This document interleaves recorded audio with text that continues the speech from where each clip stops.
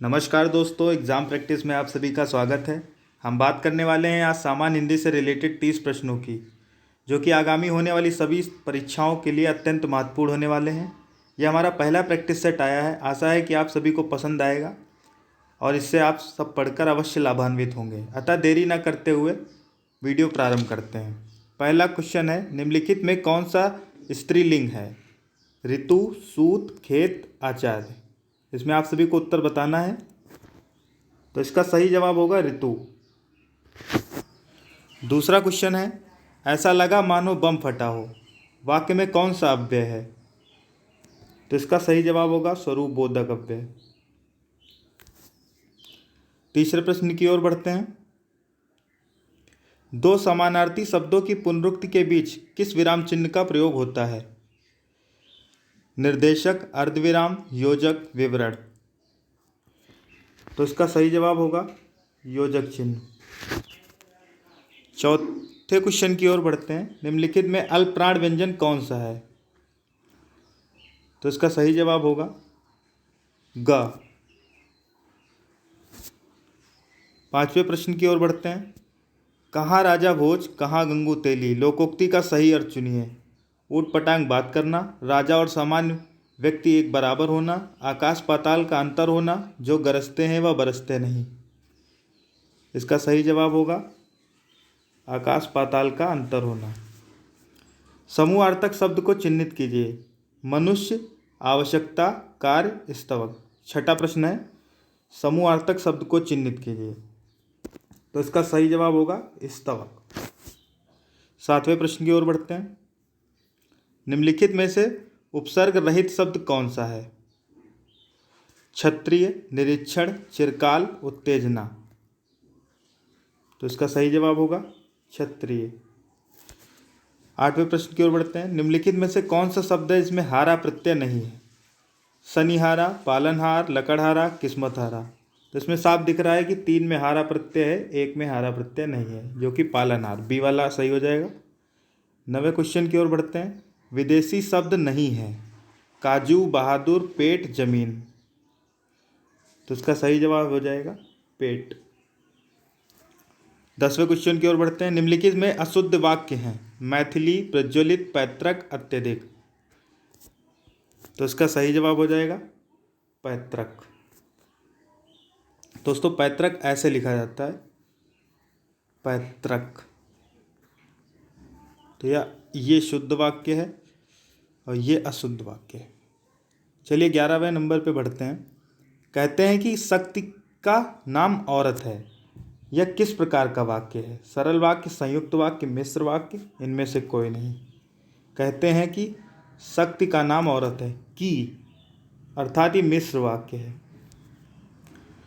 तालू में जीभ ना लगना का अर्थ क्या है? भूख से तड़पना, प्यास से परेशान होना, चुप ना रहना, स्वाद ना लगना। तो इसका सही जवाब होगा चुप ना रहना। 13वें क्वेश्चन की ओर बढ़ते हैं। प्रत्यक्ष में कौन सा समास है? प्रत्यक्ष में कौन सा समास है? तो इसका सही जवाब होगा अव्ययी भाव। इसका सही जवाब होगा अव्ययी भाव समास, क्योंकि इसका प्रति प्लस अक्ष होता है, इसलिए प्रति जहाँ लगता है अव्ययी भाव। 14वें क्वेश्चन की ओर बढ़ते हैं। नृत्य का तद्भव रूप क्या होगा? नाचना, नचाना, नाच, नृत्य। तो इसका सही जवाब हो जाएगा नाच। निम्नलिखित विकल्पों में से तत्सम शब्द का चयन कीजिए। तीखा, अटारी, निकृष्ट, गहरा। इसका सही जवाब हो जाएगा निकृष्ट। 16वें क्वेश्चन की ओर बढ़ते हैं। जिसके समान कोई दूसरा ना हो के लिए एक शब्द। अनुरूप, अनुकूल, अद्वितीय, सर्वश्रेष्ठ। तो इसका सही जवाब हो जाएगा अद्वितीय।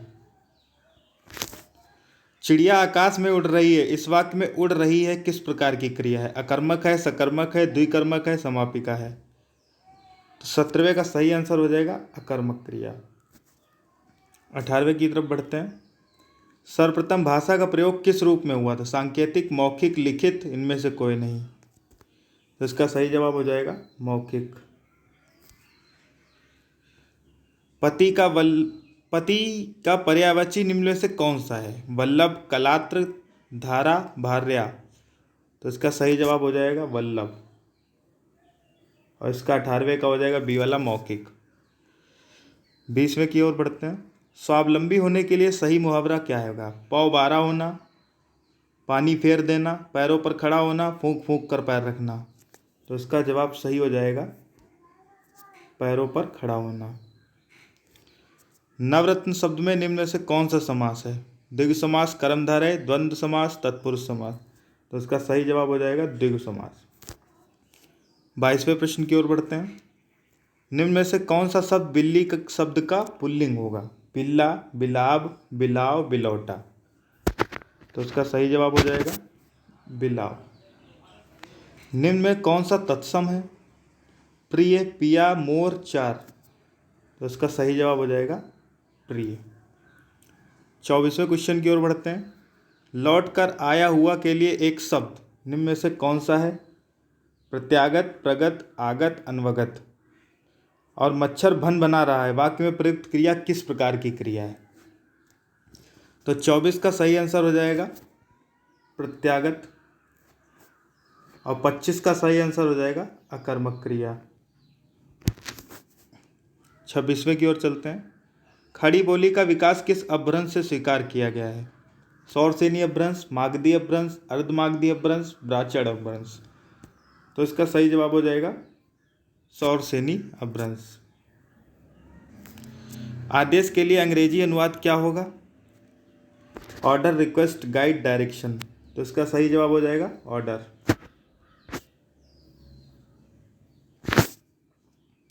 27वें क्वेश्चन की ओर बढ़ते हैं। तिथि का बहुवचन क्या होगा? तिथि, तिथियां, तिथिया, तीन में से कोई नहीं। तो इसका सही जवाब हो जाएगा तिथियां। 28वां क्वेश्चन। वर्तमान काल के कितने भेद होते हैं? 3, 4, 5, 8। तो इसका सही जवाब हो जाएगा 5 भेद। 29वें क्वेश्चन की ओर बढ़ते हैं। तन शब्द का स्त्रीलिंग या पुल्लिंग कौन सा लिंग है इसमें निर्धारित करना है? तन शब्द का लिंग जो है निर्धारित करना है। स्त्रीलिंग, पुल्लिंग, उभयलिंग या इनमें से कोई नहीं। तो इसका सही जवाब हो जाएगा पुल्लिंग शब्द।